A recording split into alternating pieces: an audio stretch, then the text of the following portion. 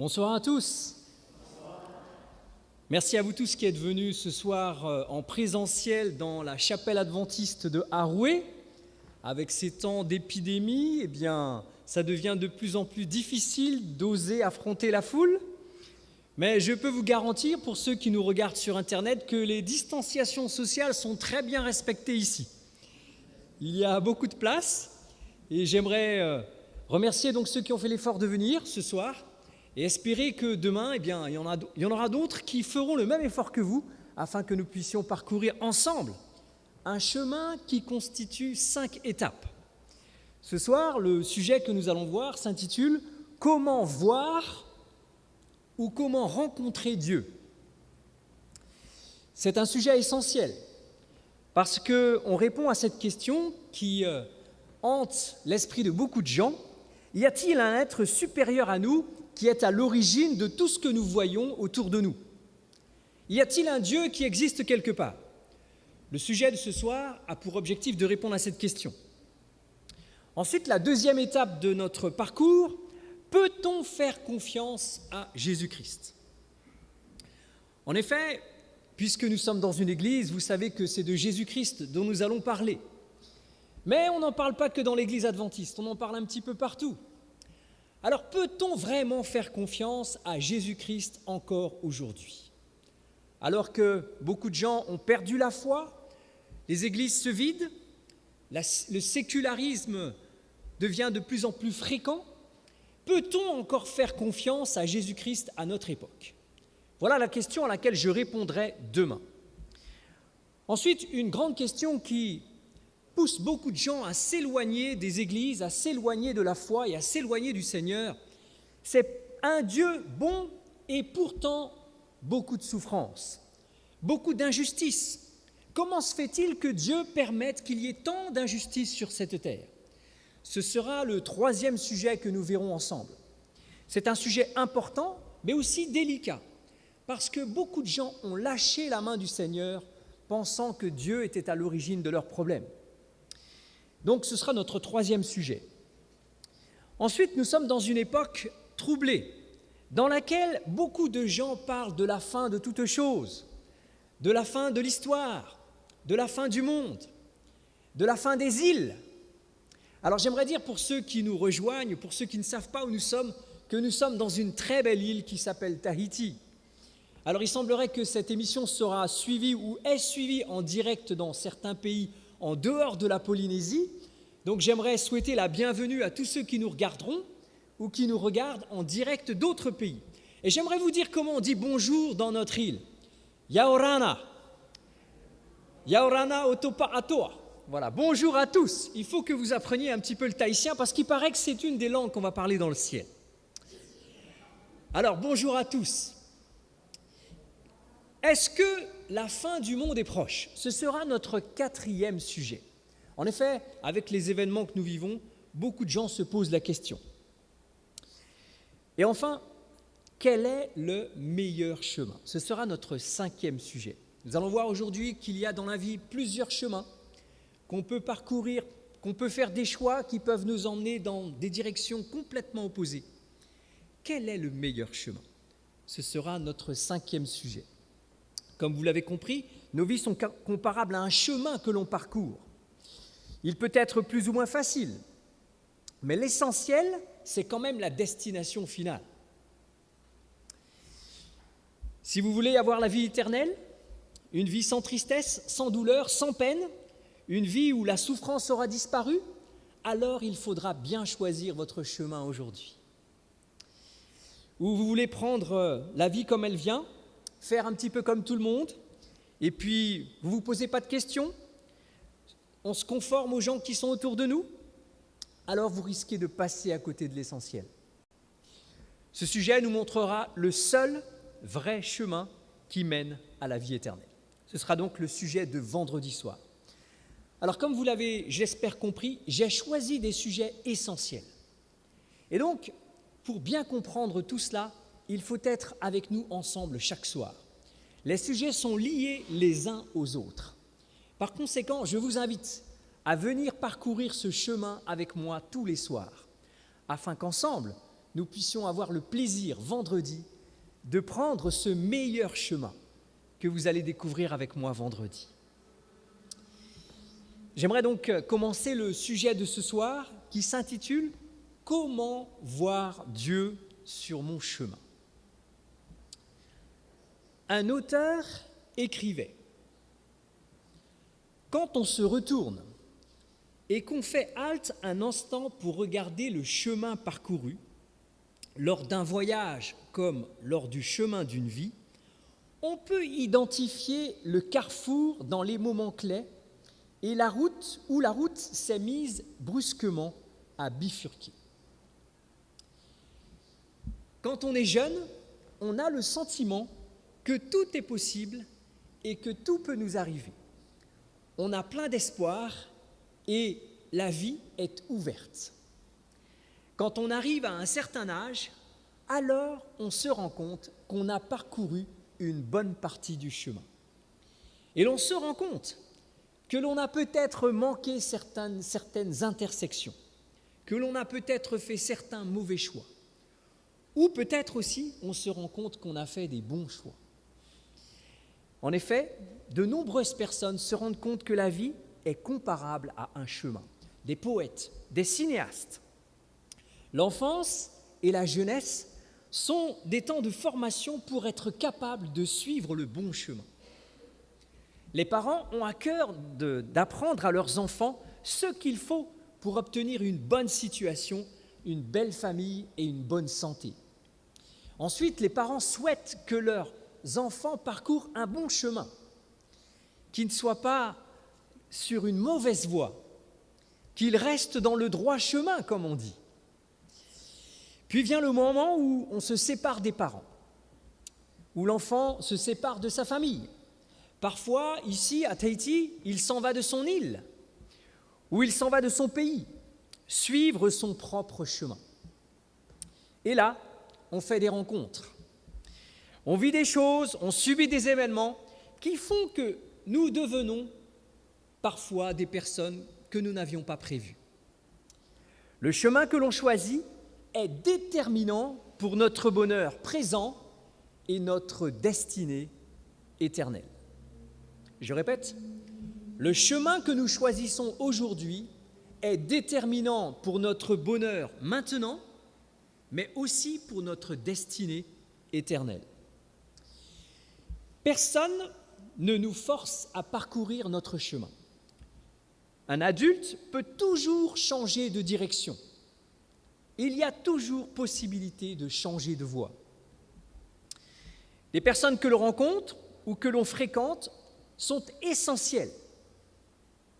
Nos fréquentations sont très importantes, soit pour nous aider à parcourir le bon chemin, ou soit, malheureusement, elles nous font chuter et tomber le long du chemin.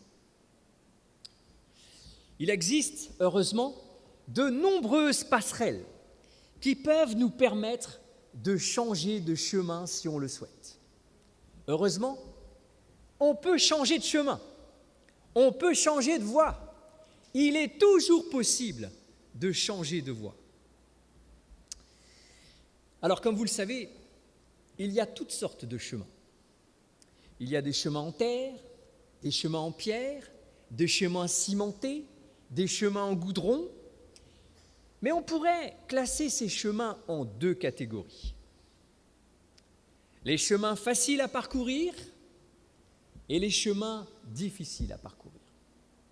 Je ne sais pas si vous avez l'occasion de faire de la randonnée, mais c'est une activité que j'aime particulièrement. Et ici, à Tahiti, il y a des randonnées faciles et il y a des randonnées difficiles. La vie est comparable à ces chemins que l'on parcourt.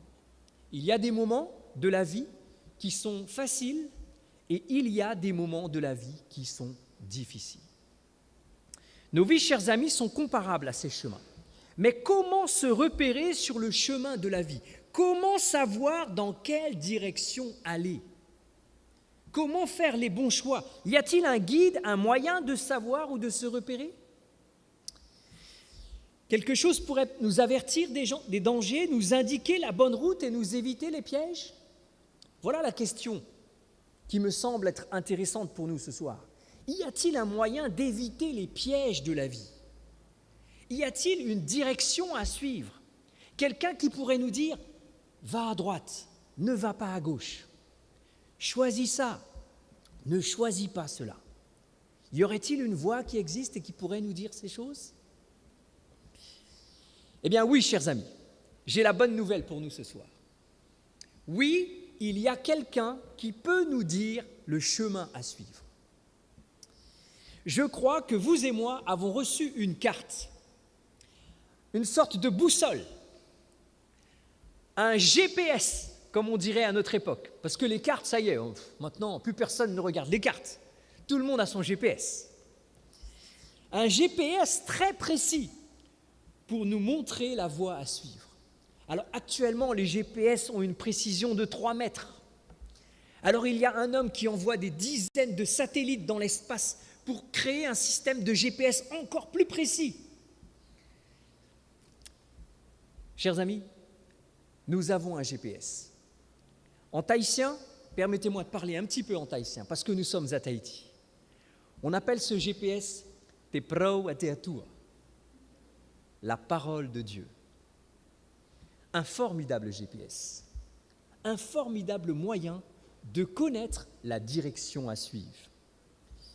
La parole de Dieu, cela signifie qu'il y a un Dieu quelque part dans l'univers qui aurait parlé à l'homme, qui a parlé à l'homme dans le passé et qui continuerait à le faire. Cela voudrait dire aussi qu'il y a un Dieu dans l'univers qui veut communiquer avec l'homme, qui veut me parler et qui veut vous parler.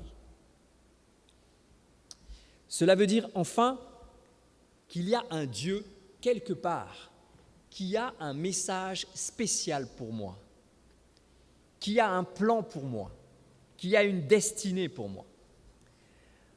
En effet, si vous rentrez dans une église, il y a quelque chose de commun à toutes les églises. Il y a un livre qu'on lit. Et ici, à Tahiti, ce livre revêt une valeur tout particulière. Ce livre a changé la vie de la Polynésie. Lorsque ce livre est arrivé, il y a maintenant presque 200 ans, en 1797, lorsque ce livre est arrivé, il a changé la vie de ce pays. Alors, au cours de ce parcours que je vous propose de vivre avec moi pendant ces 5 soirées, nous allons lire ce livre. Et je vous invite à le lire avec moi. Si vous pouvez tourner les pages, apprenez à découvrir la place des versets que je vais vous citer. Je vous propose de répondre à quelques questions. Comment cela se fait-il qu'on ne voit pas Dieu? En effet, le titre de ce soir, c'est « Comment voir Dieu sur mon chemin ?» Comment se fait-il qu'on ne voit pas Dieu? Beaucoup de gens se posent la question. Est-ce qu'il se cache?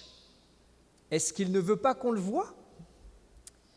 Est-ce qu'on a un moyen de le voir, un moyen de communiquer avec lui?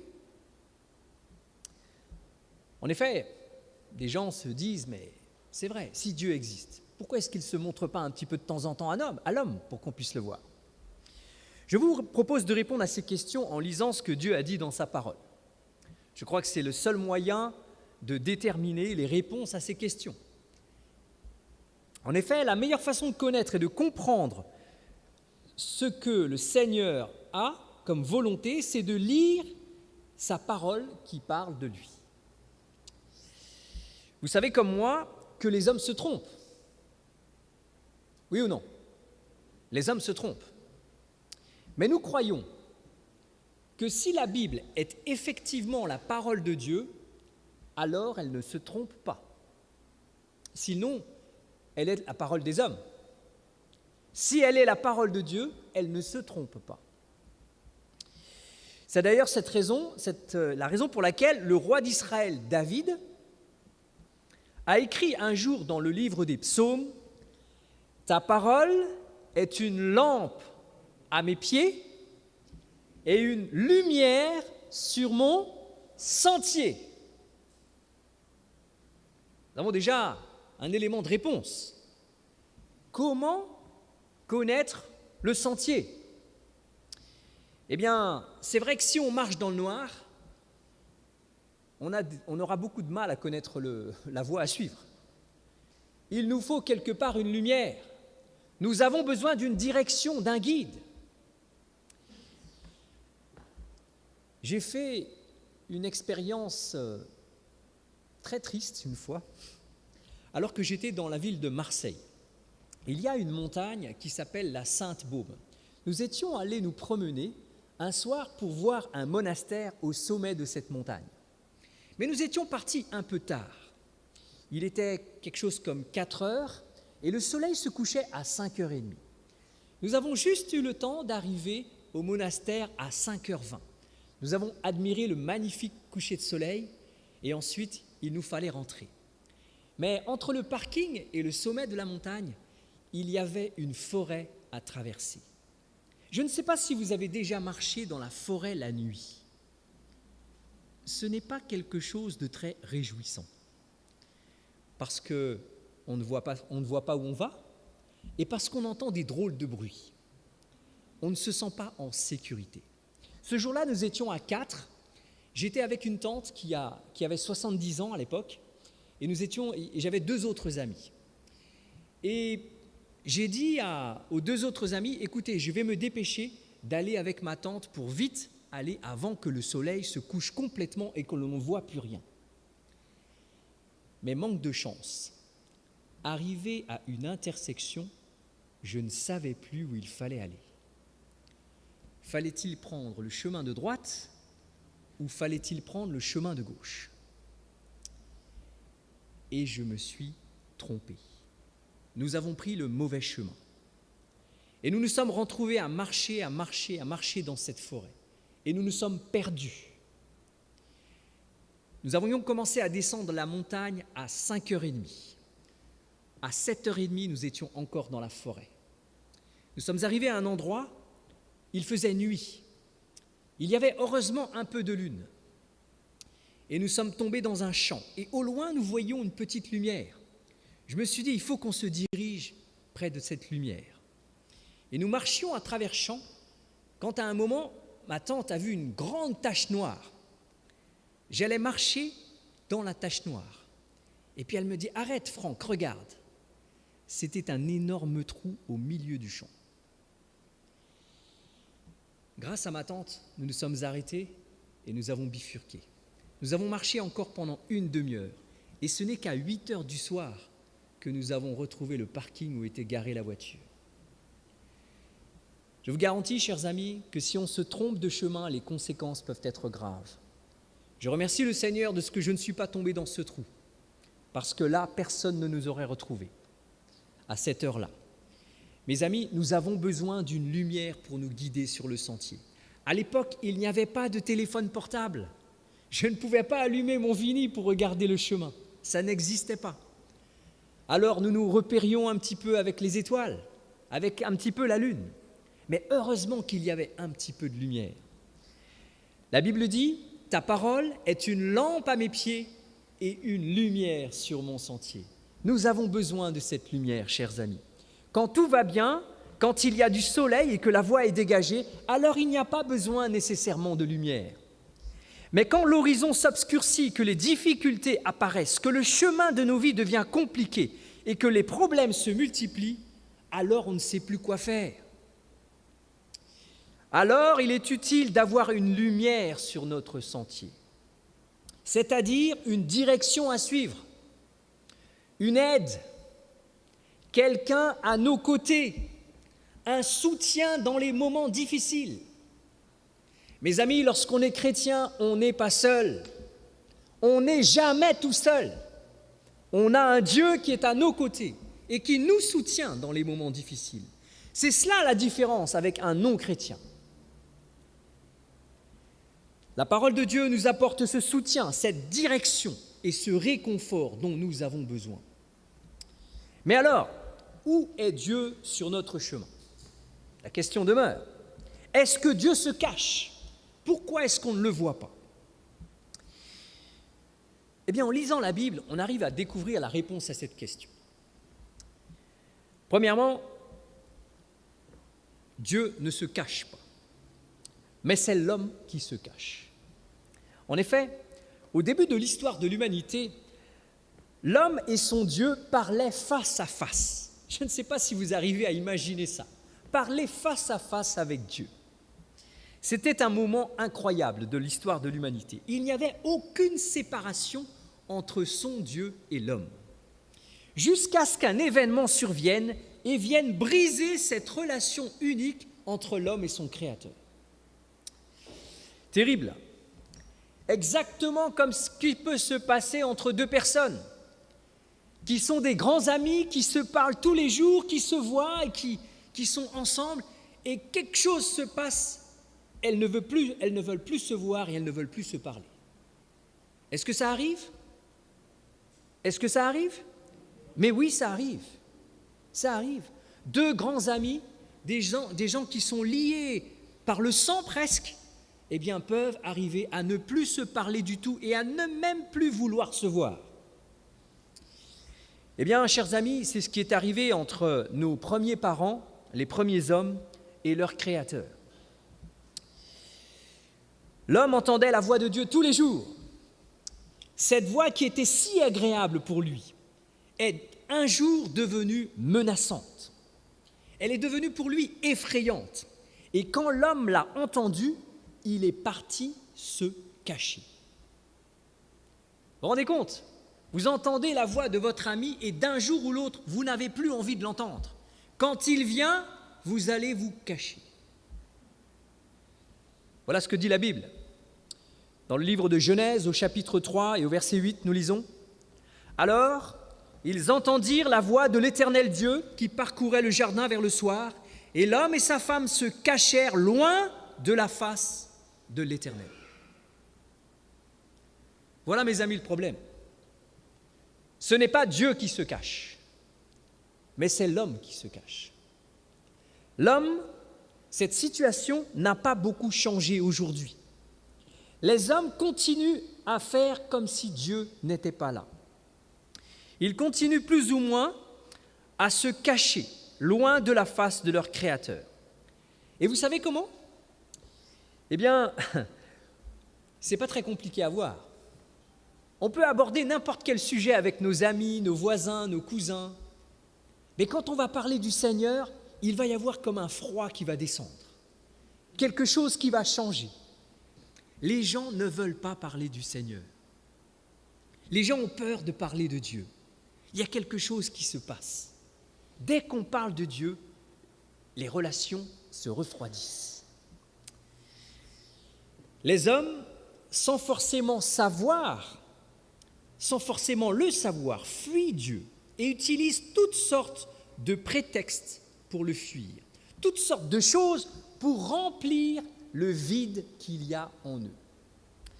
En effet, Dieu n'a pas conçu l'homme pour qu'il vive heureux sans lui. Nous n'avons pas été créés pour vivre heureux sans Dieu. Pour qu'un homme soit parfaitement heureux, il faut que Dieu soit dans sa vie. C'est une vérité importante, parce que quand on ne sait pas cela, alors on s'imagine que l'on peut être heureux sans Dieu. Et beaucoup de gens s'imaginent et cherchent à trouver toutes sortes de moyens pour construire leur bonheur sans Dieu. Alors, ils essayent l'alcool. Avec l'alcool, on arrive à fuir ses difficultés, on arrive à oublier ses problèmes.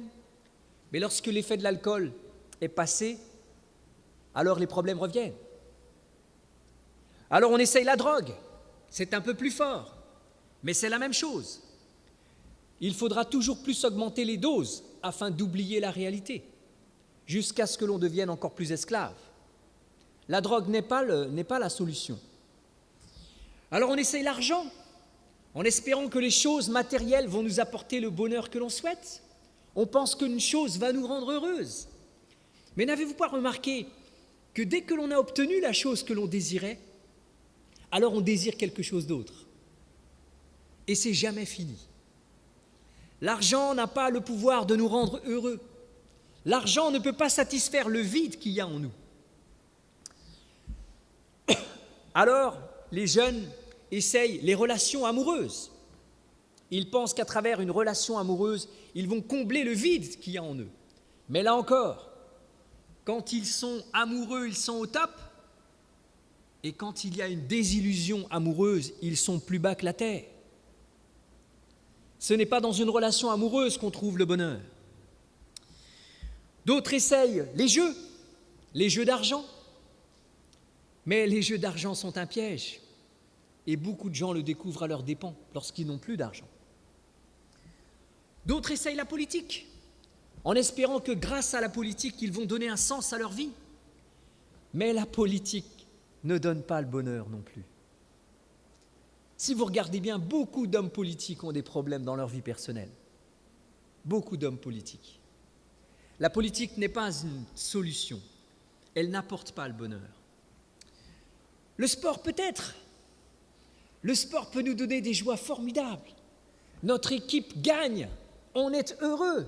Qu'est-ce que c'est agréable quand notre équipe gagne. Mais personne ne dit rien lorsqu'elle perd. Lorsqu'elle perd, on a aussi le moral dans les chaussettes, comme on dit. Le sport n'apporte pas le bonheur. Le sport peut apporter des joies passagères, c'est vrai, il ne faut pas le nier. Mais enfin, le sport ne peut pas remplacer quelque chose d'essentiel dont nous avons besoin. Chers amis, nous avons besoin du Seigneur. C'est le Seigneur qui peut combler le vide que nous avons en nous. La Bible le dit dans le livre de Job, au chapitre 22 et au verset 21, nous lisons « Attache-toi donc à Dieu, et tu auras la paix. Tu jouiras ainsi du bonheur. » C'est pas formidable ça? Attache-toi à Dieu, et tu jouiras du bonheur. Si vous et moi désirons avoir le bonheur aujourd'hui, la Bible nous rappelle qu'il nous faut nous attacher au Seigneur. Pas nous laisser asservir par d'autres choses, comme l'alcool, la drogue, l'argent, le sexe, la politique ou encore autre chose. Cela ne nous va pas nous apporter le bonheur. Il faut s'attacher au Seigneur, dit la Bible. Dieu ne se cache pas à l'homme. Dieu ne s'est jamais caché à l'homme. Bien au contraire, sa parole nous déclare que si on le cherche, on le trouve. Si on le cherche, on le trouve. Cela signifie que si vous n'avez pas encore trouvé le Seigneur, c'est que vous ne l'avez pas encore vraiment cherché. Ou que vous ne l'avez pas cherché comme il faut. En effet, nous lisons dans le livre de Jérémie, au chapitre 29 et au verset 13. « Vous me chercherez et vous me trouverez si vous me cherchez de tout votre cœur. » Je n'ai pas entendu dans la salle. Vous pouvez répéter avec moi?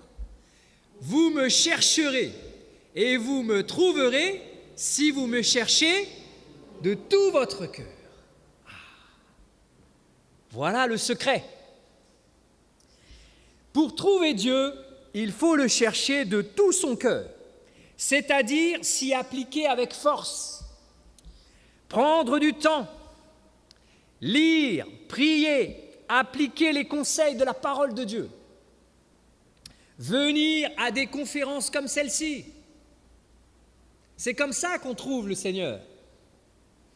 Alors, je vous remercie si vous êtes assis derrière votre écran, peut-être en me regardant sur un téléphone ou sur une télé ou quelque chose comme ça. Mais je veux vous dire, à vous qui êtes sur Internet, que c'est 1000 fois mieux d'être dans la salle.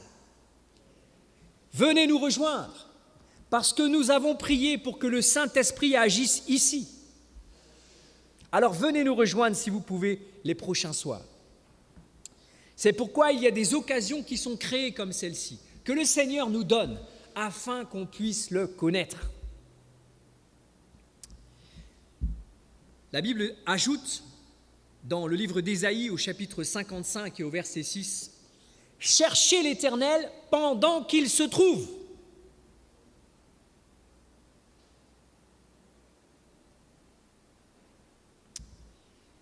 Invoquez-le tandis qu'il est prêt. Si je comprends bien, cela signifie qu'il y aura un moment où l'on cherchera Dieu et où on ne le trouvera pas. Et je crois que ce moment arrive. Il faut donc chercher Dieu pendant qu'il est encore possible de le faire, avant que tout soit fermé, que les moyens de communication disparaissent. C'est bien beau là, Internet, mais un jour ça va disparaître.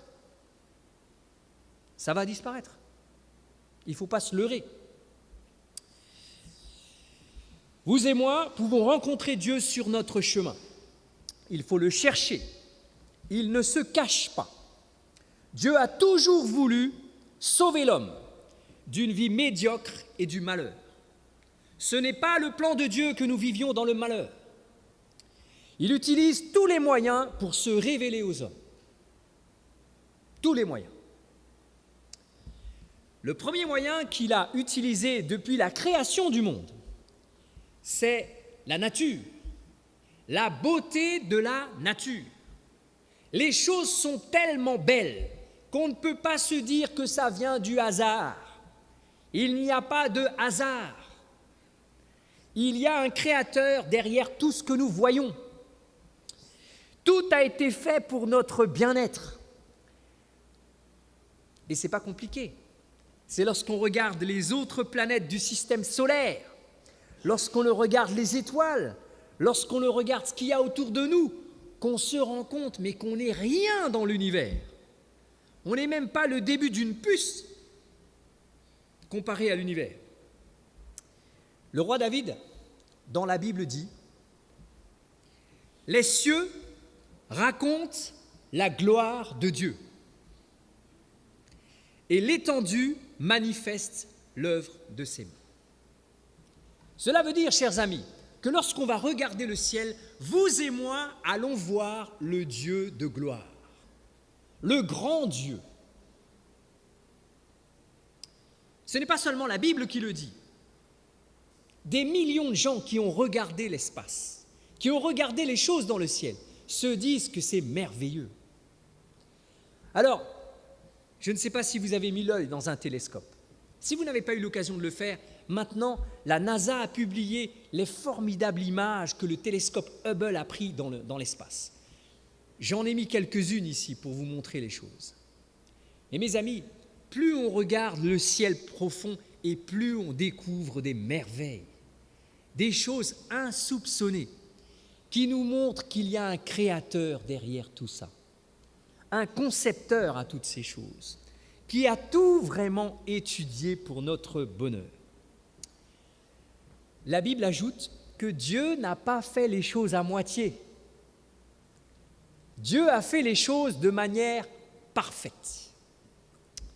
Nous lisons dans le livre des Romains, au chapitre 1 et au verset 20, « Les perfections invisibles de Dieu, sa puissance éternelle et sa divinité se voient comme à l'œil depuis la création du monde quand on les considère dans ses ouvrages. » Mes amis, voilà ce que dit la Bible. Si on regarde ce que Dieu a fait, alors on va voir que Dieu a fait les choses bien. On va voir que Dieu a fait les choses parfaitement. Je n'ai pas le temps de vous exposer des milliers de choses ce soir, mais juste 3 exemples. Regardez ce pan. Regardez ce pan. Je ne sais pas si vous avez eu l'occasion de voir un pan, mais c'est quelque chose de formidable. Quand il ouvre sa roue comme ça et qu'on voit toutes ses plumes, on se dit, mais comment un animal peut avoir une telle beauté? C'est incroyable. Deuxième exemple. Alors pour nous qui sommes ici en Polynésie, peut-être qu'on a arrêté de s'extasier devant la beauté du lagon. Mais je suis allé à Bora Bora il y a 2 semaines. Et c'est absolument formidable de voir la beauté du lagon. J'ai été extasié devant cela. Si vous avez des craintes, allez à Bora Bora et vous verrez s'il n'y a pas un créateur. C'est tellement beau. Deuxième exemple, je n'ai pas eu l'occasion de le voir, mais les aurores boréales, c'est un spectacle formidable. Pour voir cela, il faut aller dans le Grand Nord, au Canada. Peut-être qu'un jour, le Seigneur me permettra de voir cela. Mais voilà, il y a des moments où le champ magnétique terrestre, il y a une réaction particulière qui s'y passe et le ciel devient tout vert. Aurore boréale. Troisième exemple que tout le monde peut voir, le coucher du soleil. Un coucher du soleil. Il y a des gens qui s'extasient tous les jours devant le coucher du soleil, tellement les couleurs sont fantastiques. On m'a invité sur un groupe Facebook qui s'appelle « Coucher et lever du soleil ». Et tous les jours, des gens mettent des images des couchers et du lever du soleil, parce qu'ils s'extasient devant la beauté du coucher et du lever du soleil. Mes amis, il n'y a pas besoin d'aller très loin pour se rendre compte qu'il y a des choses formidablement belles autour de nous. Et si vous allez un tout petit peu plus loin dans l'espace, que vous regardez Mars, Jupiter, toutes les autres planètes, rien n'égale la beauté de ce qu'il y a sur la Terre. Mes amis, nous ne sommes pas là par hasard. Il y a un Dieu qui a créé toutes ces choses pour notre bonheur, pour notre bien-être et pour que nous puissions être heureux. La nature est si belle que tout cela ne peut pas être apparu par hasard. S'il y avait encore des doutes, le livre de Job donne la solution. Il dit, dans Job au chapitre 12, versets 7 à 9, « Interroge les bêtes, elles t'instruiront. Si le ciel ne vous suffit pas, regardez les animaux. Les oiseaux du ciel te l'apprendront. » Je ne sais pas si vous avez vu un vol de flamants roses, mais c'est incroyable. Ces oiseaux migrateurs qui parcourent des milliers de kilomètres sans s'arrêter et ils arrivent au même endroit où ils étaient l'année précédente.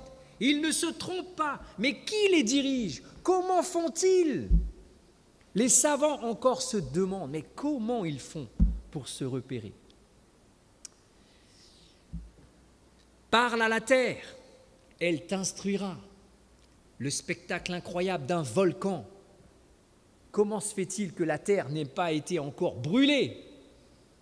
Quand on va à côté d'un volcan, on se dit « nous sommes fragiles ». La vie est fragile, mais Dieu nous a encore préservés. La suite dit « et les poissons de la mer te le raconteront ». Je ne sais pas si vous avez eu l'occasion de plonger dans le plus bel endroit du monde. Quel est le plus bel endroit du monde pour plonger? Il se trouve ici en Polynésie, une île qui s'appelle Rangiroa.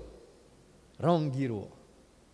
À Rangiroa, des gens du monde entier viennent voir les merveilles de la nature défiler devant les yeux. À la passe de Tiputa, il suffit de se mettre dans la passe et vous avez un défilé des merveilles des poissons de la mer. Et voilà ce qu'on peut voir. Des raies mantas, des tortues, des bancs de carangues, des bancs de requins. Incroyable, il faut le voir pour le croire. Les poissons sont là pour nous montrer qu'il y a un créateur. Ensuite, qui ne reconnaît chez eux la preuve que la main de l'Éternel a fait toutes choses? C'est vrai, la nature entière nous montre qu'il y a un créateur et Dieu nous révèle son existence à travers elle. Le deuxième moyen que Dieu utilise pour se révéler à nous, c'est les prophètes. En effet, dans la Bible, nous lisons « Après avoir autrefois, à plusieurs reprises et de plusieurs manières, parlé à nos pères, les prophètes. » Dieu a en effet envoyé des hommes que l'on appelle les prophètes, pour parler aux hommes, pour nous parler à nous. Dans la Bible, il existe de nombreuses prophéties dévoilant les événements passés et à venir. Il aurait été intéressant d'ailleurs de s'arrêter sur l'une d'entre elles, mais le temps est limité, nous ne pouvons pas tout voir. Mais dans la Bible, il y a des prophéties incroyables qui montrent que Dieu dévoile l'avenir. Le troisième point, que j'aimerais évoquer avec vous. Avant cela, il faut que vous sachiez que l'accomplissement des prophéties montre que la Bible dit vrai. En effet, il y a des prophéties dans la Bible qui se sont accomplies à la lettre, de façon mathématique. Et je peux vous parler des mathématiques, parce que je suis prof de maths.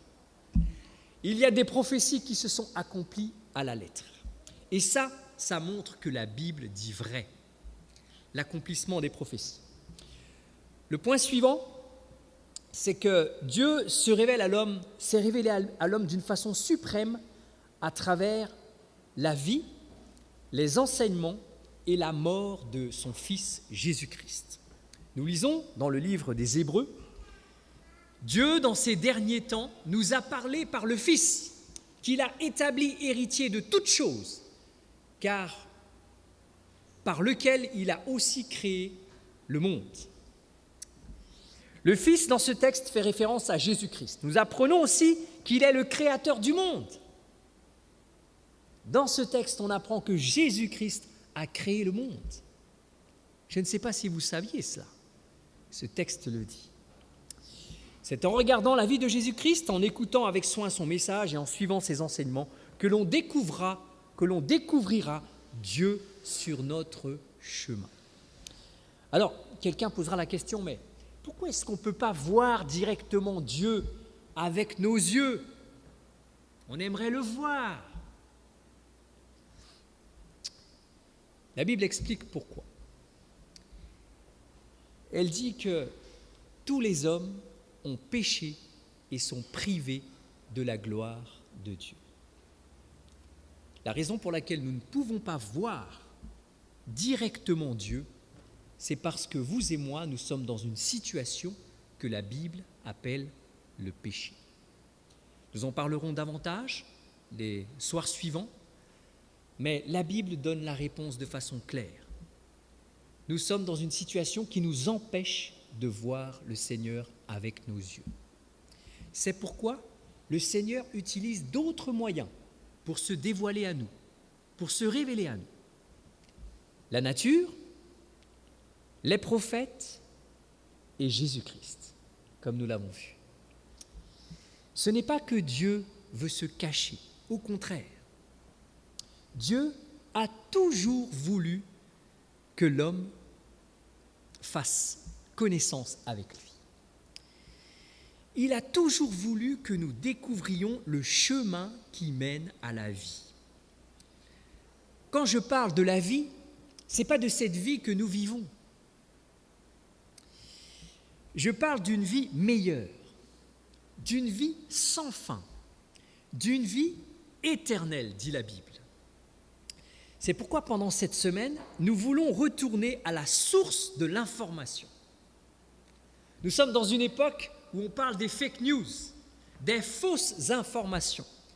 Et c'est vrai, il y a toutes sortes de bonnes informations et de fausses informations, à tel point qu'on ne sait plus maintenant où trouver la vérité. Peut-être qu'il est temps de retourner à la source de la bonne information, Jésus-Christ. De découvrir ses enseignements. Jésus-Christ aurait-il laissé un message concernant le chemin de nos vies? Aurait-il une indication qui pourrait nous permettre de connaître le bon chemin? Lisons ce qu'il dit au sujet du chemin. Dans le livre de Matthieu, au chapitre 7 et les versets 13 et 14, il dit « Entrez par la porte étroite, car large est la porte, spacieux est le chemin qui mène à la perdition, et il y en a beaucoup qui entrent par là. » Jésus parle d'un chemin large, mes amis. Et il dit ensuite, « Mais étroite est la porte, resserré le chemin qui mène à la vie, et il y en a peu qui les trouvent. » Ici, Jésus affirme donc qu'il n'y a que deux chemins. Il n'y a que deux chemins. Un chemin large, avec à son entrée une porte large, et qui est facile à emprunter. Il y a beaucoup de gens qui prennent ce chemin-là. Premier chemin. large, facile, et plein de gens vont dedans. On pourrait le comparer à une autoroute, l'autoroute des vacances. Tout le monde y va, en même temps, au même moment et vers le même endroit. Et puis, il y a un deuxième chemin.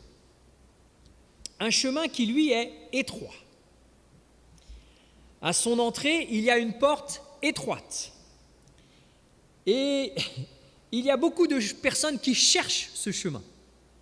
Mais il n'y en a pas beaucoup qui le trouvent. Important. Mes amis, on peut chercher le chemin sans le trouver. On peut chercher le chemin toute sa vie et ne pas le trouver. C'est pourquoi vous vous rappelez ce qu'on a dit tout à l'heure. Le Seigneur a dit, vous me chercherez et vous me trouverez si vous me cherchez de tout votre cœur. Ce n'est pas tout chercher, il faut chercher au maximum. Le chemin large mène à la perdition, c'est-à-dire qu'il ne mène à rien. Il mène à notre propre perte, à notre disparition complète et éternelle. Je vous rappelle que c'est un chemin facile, le chemin que la plupart des gens empruntent. Et puis il y a un chemin étroit qui mène à la vie. Cela veut dire qu'au bout du chemin, il y a la vie éternelle. Ce n'est pas la vie d'aujourd'hui, c'est une vie meilleure, bien sûr. Cette vie est décrite par Jésus-Christ dans ses enseignements. Il y aura cette vie-là, une chose essentielle qui va changer. Nous lisons dans Jean au chapitre 5 et au verset 24, « Celui qui écoute ma parole et qui croit en celui qui m'a envoyé a la vie éternelle. » Voilà, mes amis, la différence. Jésus promet une vie éternelle. Cela signifie une vie qui n'aura pas de fin, une vie meilleure, une vie où l'on aura plaisir à vivre chaque jour, où il n'y aura plus de souffrance, où il n'y aura plus de mort, de maladie, de cris et toutes les mauvaises choses que nous connaissons. Voilà la promesse de Jésus-Christ pour nous. Jésus fait une promesse que nous trouvons dans Matthieu 7 et au verset 7. Il dit « Cherchez, cherchez et vous trouverez. » Si vous et moi nous cherchons, nous allons trouver Jésus-Christ. Jésus-Christ en fait la promesse. Le Dieu créateur n'a pas caché le chemin de la vie éternelle dans une forêt obscure et impénétrable où il n'y a pas de lumière. Il dit que si on le cherche, on finit par le trouver. Et il va même plus loin. Dans Proverbe 8, verset 17, et ce sera notre dernier texte. « J'aime ceux qui m'aiment, et ceux qui me cherchent me trouvent. » Je répète, « J'aime ceux qui m'aiment, et ceux qui me cherchent me trouvent. » Voilà. Non seulement quand on cherche le Seigneur, on le trouve, mais en plus de ça, on découvrira son amour pour nous. On découvrira combien il nous aime. Alors, chers amis, si vous n'avez pas le sentiment que quelqu'un vous aime, si vous vous sentez seul, si vous avez le sentiment que tout autour de vous est en train de s'écrouler, que vous perdez confiance, qu'avec tous les événements qui se passent en ce moment, vous n'avez plus de repères, sachez qu'il y a un Dieu qui vous aime, un Dieu qui veut vous sauver et vous accorder une vie éternelle. J'aimerais ce soir vous rappeler ce que nous avons appris. Nous avons appris qu'il y a deux chemins. Un chemin large qui ne mène à rien et que beaucoup de gens empruntent. Et puis un chemin étroit qui mène à la vie éternelle. Pour le trouver, il faut chercher Dieu. Le Seigneur ne se cache pas, jamais il ne se cache. Pour cela, il se révèle à nous, à travers la nature, à travers les prophètes et à travers Jésus-Christ. Il nous fait la promesse que si nous le cherchons de tout notre cœur, il se laissera trouver. C'est pas formidable, chers amis? Quels sont ceux qui, ce soir, veulent dire au Dieu du ciel, au Seigneur, au Créateur, « Seigneur, je veux te chercher pour avoir la vie éternelle. Je veux t'avoir au bout du chemin. » Est-ce que j'aimerais vous demander, est-ce que ceux qui veulent dire ça au Seigneur ce soir peuvent lever la main dans la salle? Seigneur, je veux te chercher pour avoir la vie éternelle. Amen. Merci pour vos mains. Pour ceux qui m'entendent, qui me voient sur Internet et qui ne sont pas là avec nous, alors venez dans la salle demain. Participez avec nous, parce que c'est ici que ça se passe. Si vous êtes à l'étranger, eh bien merci de votre fidélité. Et je vous donne rendez-vous demain pour la suite de ce message. J'aimerais que nous terminions par la prière pour que le Seigneur nous aide à le chercher et à trouver ce chemin. J'invite ceux qui sont dans la salle à se lever avec moi.